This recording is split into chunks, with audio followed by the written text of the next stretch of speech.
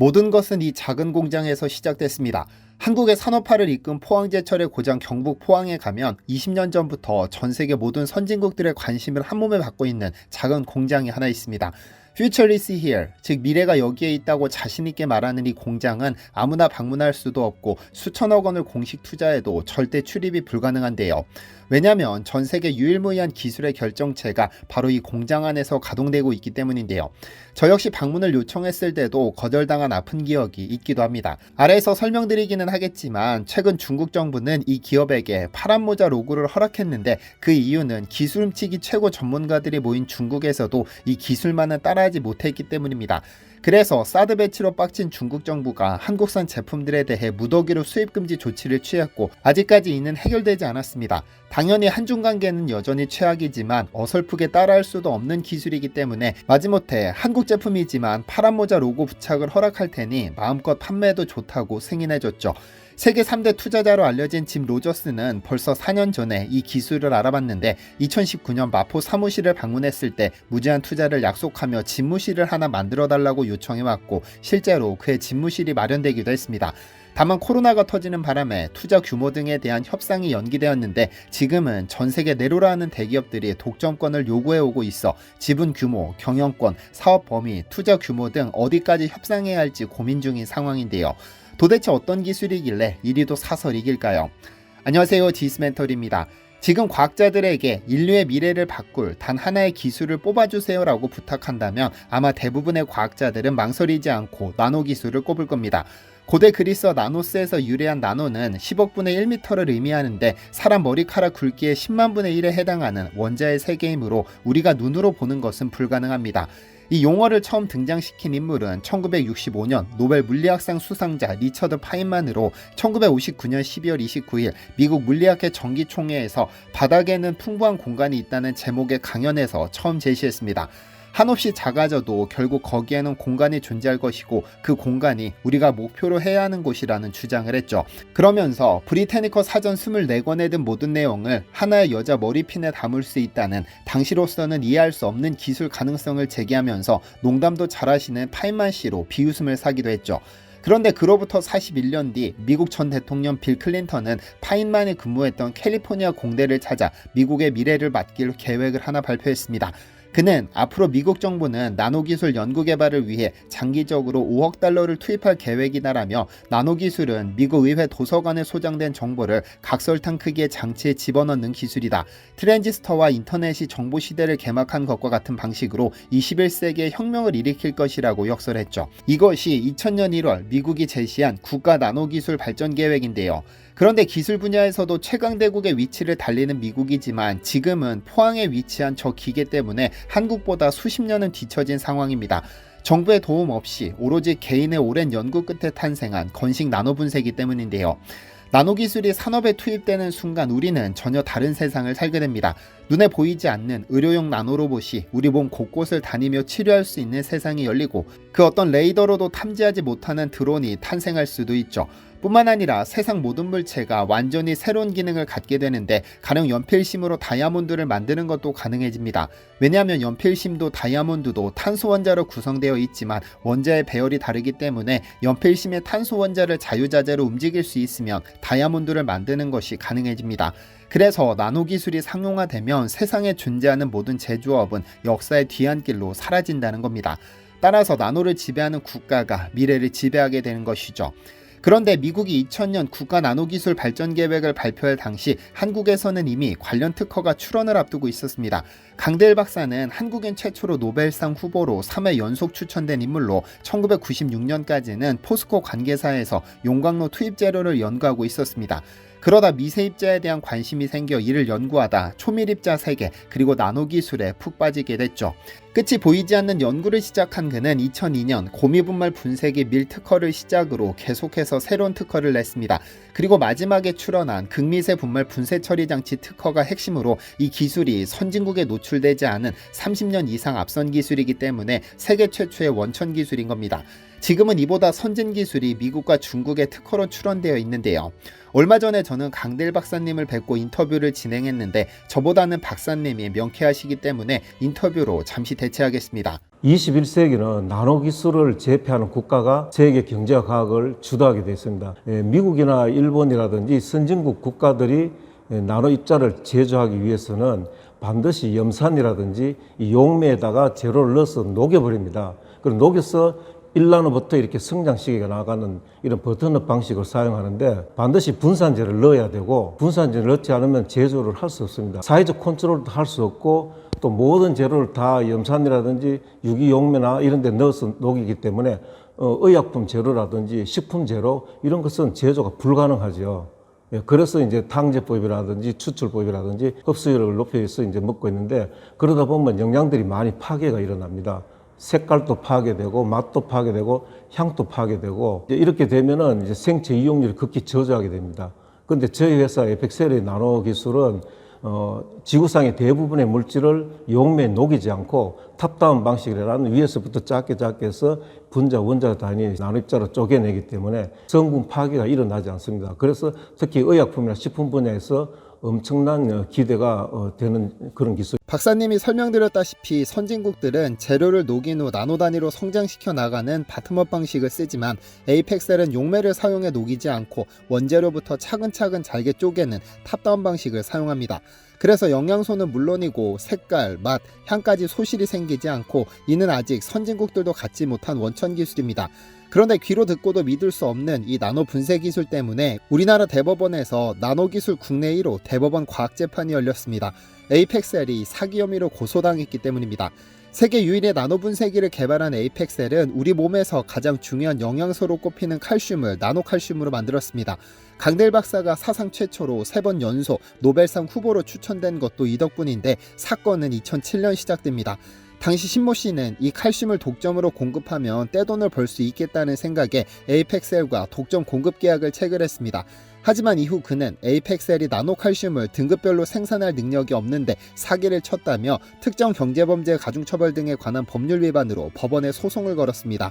이에 대구지법은 만약 에이펙셀이 제시한 모든 자료나 인증, 학술적 평가, 효능 등이 허위일 경우 민형사상의 책임을 져야 한다며 법원 차원에서 기술 검증을 시작했는데요. 나노칼슘을 등급별로 생산하는 능력이 실제로 있는지 판단하기 위해 법원은 포항산업과학연구원에 입도 분석을 의뢰했습니다. 이에 연구원이 전자현미경을 이용해 분석했는데 그 결과 4종의 시료에서 각 등급에 맞는 나노 입자가 확인됐습니다. 다시 말하면 가장 높은 등급인 A등급의 경우 거의 대부분이 나노 입자임이 확인됐고 가장 낮은 D등급의 상당 부분은 나노 입자가 아닌 것으로 나타났습니다. 즉 고소인이 주장한 나노칼슘을 등급별로 생산할 능력을 갖추지 못했으면서 사기를 쳤다는 주장이 허위임이 밝혀진 것이죠. 대구 고법의 판결도 동일했습니다. 무엇보다 고법은 강델 박사가 개발한 나노 분쇄 장비는 지식경제부 기술표준원으로부터 우수 품질 인증서를 받았고 위 장비는 비금속 광물이나 세라믹 소재 곡물류 등 각종 소재를 성분의 변화 없이 건식 타입으로 입자 크기를 0.6나노미터 수준까지 대량으로 초미세 분쇄하는 제품으로서 우수 품질 제품으로 인증을 받은 사실이 인정된다고 강조하며 항소를 기각해버렸습니다. 결국 대법원까지 올라갔는데 대법원은 무죄를 선고한 1심 판결을 고등법원이 유지한 것은 정당하다. 즉 대법원까지 올 필요도 없다며 기각해버렸습니다. 그러니까 지방법원, 고등법원, 대법원이 나서서 에이펙셀이 건식 나노분쇄기를 이용해 등급별로 나노칼슘을 생산할 능력이 있다는 것을 법원 차원에서 증명해준 한국 역사상 유례없는 과학재판이 진행됐습니다. 이 사건으로 에이펙셀은 나노칼슘 제조 기술을 소유했다는 점이 더욱 명확해졌습니다. 그런데 이런 생각이 드는 분들도 계실 겁니다. 세상을 완전히 뒤바꿔버릴 정도의 대단한 기술이라면 왜 아직 세상에 나오지 못했느냐 말이죠. 그런데 에이펙셀은 계속해서 세상에 나올 준비를 하며 수없이 많은 기업들과 미팅을 진행했습니다. 이름만 대면 알 수 있는 세계적인 기업부터 국내 굴지의 대기업, 제약회사, 2차전지 회사, 식품회사 등등 미국, 중국, 러시아, 국적을 가리지 않고 에이펙셀과 미팅을 하고 돌아갔습니다.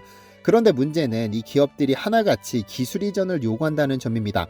일례로 지금으로부터 12년 전 에이펙셀은 미국 뉴올리언스에서 개최된 IFT 국제식품과학기술 박람회에서 한국 기업으로는 70년 만에 최초로 기술 혁신 대상을 수상했었습니다. 한국에서는 이 박람회에 참여했다는 것만으로도 기사가 보도되는 실정인데 에이펙셀은 이 박람회에서 기술 혁신 대상을 수상했죠. 당시 에이펙셀은 건식 나노 융합 기술로 불치병으로 알려진 골다공증에 혁신적으로 도움을 줄 줄 수 있는 칼슘 제품을 출품했는데 그간 불치병으로 알려진 골다공증에 전기를 마련한 획기적인 칼슘 제품이라는 영예로운 극찬을 받으며 수상했습니다. 당시 심사위원들은 이 제품은 노벨의학상감이라며 노벨칼슘이라 부르라면서 NC518로 명명됐는데요. 노벨의학상감이라는 극찬까지 받은 만큼 수상 직후 전 세계 손꼽히는 제약회사들을 포함 미국 보건성, 미국 국방부 등으로부터 러브콜을 받았는데 하나같이 자국으로 기술을 이전하라는 조건이 따라붙었습니다. 하지만 나노칼슘은 한국 기업인 에이펙셀이 가진 원천 기술로 절대 외국으로 유출시키지 않겠다는 의지가 있어 러브콜을 전부 뿌리쳤습니다. 왜냐하면 이 나노분쇄 기술은 단순히 건강기능식품에만 적용되는 것이 아니라 전자, 반도체, 항공우주산업, 철강, 의약품, 농수축산, 식품, 에너지 산업까지 모든 산업에 엄청난 파급력을 미칠 수 있기 때문인데요. 물론 굴지의 한국 대기업들도 이 기술을 탐냈지만 하나같이 기술 이전을 요구했기 때문에 계약은 성사되지 않았고 지금 현재도 세계적인 제약회사들과 협상 중에 있습니다. 다만 어떤 기업인지는 기밀사항이기 때문에 차후 협상이 성사되면 전해드리도록 하겠습니다. 에이펙셀이 만든 나노칼슘은 아래에서 좀 더 설명드리겠습니다. 그럼 위에서 잠시 언급했던 중국 정부로부터 파란 모자 마크를 취득했다는 것은 어떤 의미일까요? 아마 이 로고는 보신 분들도 계시겠지만 대부분은 처음 접하는 마크일 텐데 이는 중국 정부가 인정한 건강기능식품이므로 중국에 수입해도 좋다는 뜻입니다. 중국은 건강제품을 식품과 약품 두 가지로 분류하는데 2008년부터 모든 식품에 대해 QS 인증을 받도록 하고 있으므로 식품으로 분류된 건강식품은 QS 인증을 필수적으로 받아야 합니다. 건강기능식품의 경우 식품과 약품의 중간에 해당하기 때문에 국가정책심사와 국가약품감독관리국의 승인을 얻어야 하죠. 그래서 인증받은 건강기능식품은 파란 모자 마크를 얻게 되는데 이 로고를 판매되는 제품의 외부 상자에 표시해야 합니다. 현재 한국 기업으로 이 파란 모자를 취득한 것은 에이펙셀을 포함 3개 회사뿐인데 2018년 5월에 신청해 무려 5년의 검사 기간을 거쳐 올 6월에 승인을 받았습니다. 이를 취득한 것이 놀라운 이유는 현재 중국은 한국의 사드 배치 문제로 갈등이 시작되자 즉시 법령까지 개정해 한국산 제품의 수입을 금지시키는 한한령을 단행해 보복했습니다.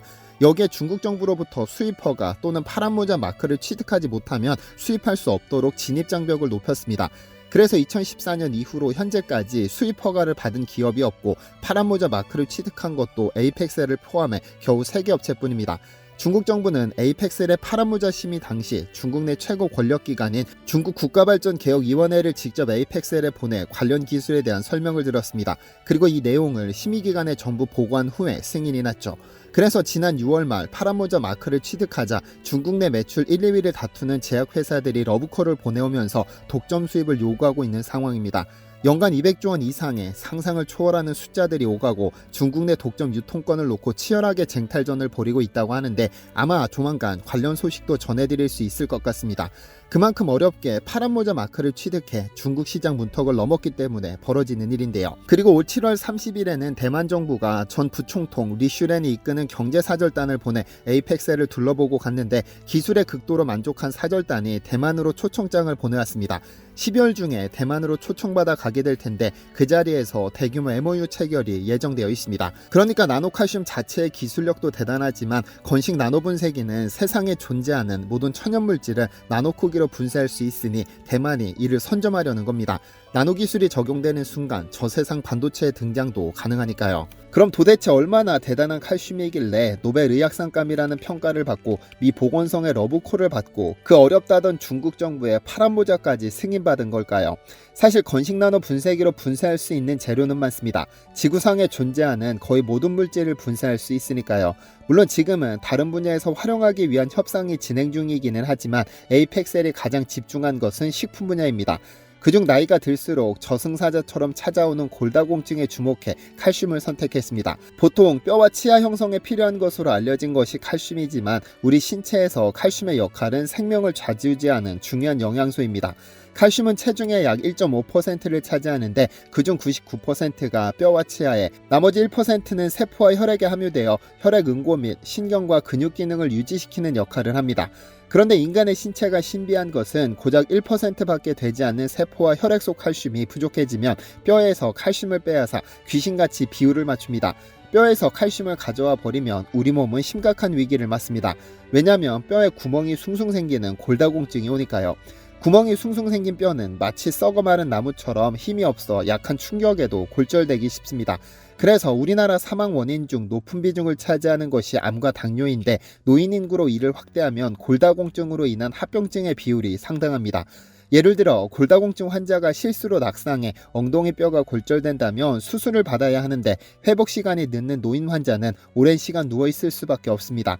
이로 인해 욕창, 폐렴, 요로감염, 하지정맥 혈전, 폐색전증 등이 발생할 수 있는데, 골다공증으로 엉덩이 뼈가 부러진 환자 5명 중 1명은 1년 내 사망합니다. 대한골대사학회는 초고령 사회 건강 선순환 구축을 위한 골다공증 정책과제 보고서를 통해 골다공증 고관절은 발병 1년 내 사망률이 20%이며 고관절 골절 발생 여성 노인은 같은 연령대 여성보다 사망률이 최대 30%가 높다고 밝혔습니다.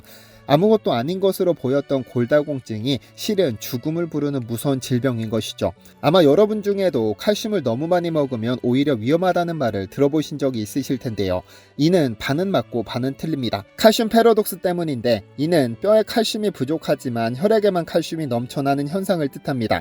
이 현상을 최초로 발견한 인물은 일본의 후지타 타쿠오 박사입니다. 박사는 혈액 속 칼슘이 8.5mg/dL 밑으로 떨어지면 뼈를 녹여 칼슘을 혈액으로 내보낸다.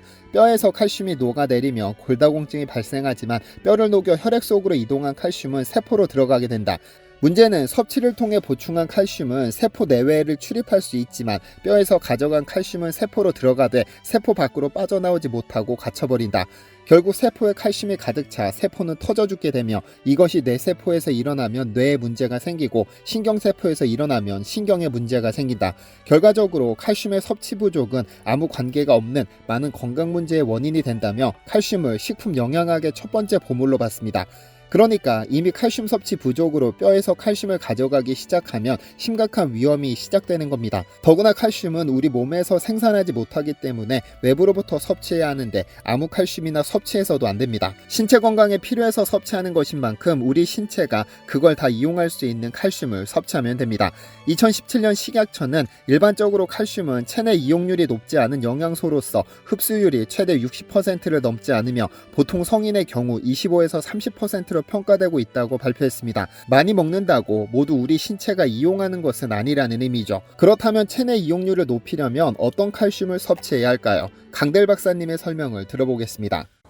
저도 소비자 입장이고, 여러분들도 같은 소비자 입장인데, 이 소비자들이 우리 입으로 들어가는 음식, 식품이나 의약품 이런 것들을 선정할 때 반드시 두 가지를 다 같이 보셔야 되는데, 그 한 가지는 흡수율과 또 한 가지는 생체 이용률입니다. 일반적으로 제약회사나 식품회사들이 소개 내용 보면 흡수율만 99%, 흡수율이 높다고 이렇게만 표현되어 있지 생체 이용률이 99% 이상으로 뛰어나다 하고 이렇게 광고하는 거는 보지 못했었을 겁니다. 생체 이용률이 굉장히 중요한데, 이 생체 이용률이라는 건 바로 효능과 효과입니다. 우리가 녹차를 마시더라도 녹차 속에 있는 모든 영양소가 다 내 몸에 생체 이용이 돼야 되고, 인삼을 한 뿌리 먹더라도 탕제법이라든지 추출해서 영양이 풍부한 찌꺼기를 버리지 말고 이게 내 몸에 다 영양으로 들어와야 된다는 거죠. 그래서 효능과 효과가 뛰어나야 되는데, 이 효능과 효과를 따지는 것이 바로 생체 이용률입니다. 그러나 기존의 제조 방식에서는 가공을 하는 과정에서 고유의 내재된 영양 성분이나 색소라든지 향이라든지 이런 것들이 다 파괴가 때문에 결국 흡수율은 뛰어나더라도 생체 이용률은 굉장히 저조한 거죠. 우리가 이제 칼슘을 넣고 봤을 때 입자가 너무 크기 때문에 소장에서 흡수가 안 되거든요. 그러다 보면 녹이는 방식으로 해서 이온화 칼슘으로 만들어냅니다. 이온화 칼슘 같은 경우에는 나노 영역에서 벗어납니다. 너무 미세하니까. 그래서 물에서 소금이 녹듯이 설탕이 녹듯이 아무것도 없습니다. 친전물이. 이렇게 되면 와, 이렇게 잘 녹았으니까 생체 이용률까지도 극대화되겠구나 착각하실 수 있는데, 이건 큰 이제 오해의 소지가 있고요. 너무 작아도 안 되고 너무 커도 안 되고, 소장에서 흡수를 잘할 수 있는 또는 영양소가 그대로 내 몸의 이용률을 극대화되는 그런 구조가 있습니다. 그럼 그 구조에 적당하게 맞춰주는 게 저희 백셀 나노 기술인데, 예를 들면은 소장 입구에 입자가 도달하면 우리 굴껍질이거든요. 근데 이 굴껍질의 아연 성분이 이제 소장 입구에서 이제 빠져나옵니다. 그래서 이제 소장 입구에서 아연 활성도를 극대화시켜서 효과를 잘 나타내는 게 이렇듯 위에서 언급한 모든 기술의 집약체가 바로 에이펙셀의 나노칼슘입니다. 우선 이 제품의 경우 세계 최초이면서 세계 유일의 건식 나노 분쇄기를 이용해 생산된 칼슘으로 미국, 러시아, 중국 등 선진국이 탐내는 바로 그 제품입니다. 현재 세상에 존재하는 모든 신기술은 세상에 등장하는 순간 3개월 내에 유사기술, 유사제품이 시장에 나옵니다. 그리고 특허가 만료된 뒤에는 기다렸다는 듯이 유사제품 또는 효능과 성능을 높인 추월 제품이 쏟아져 나오죠.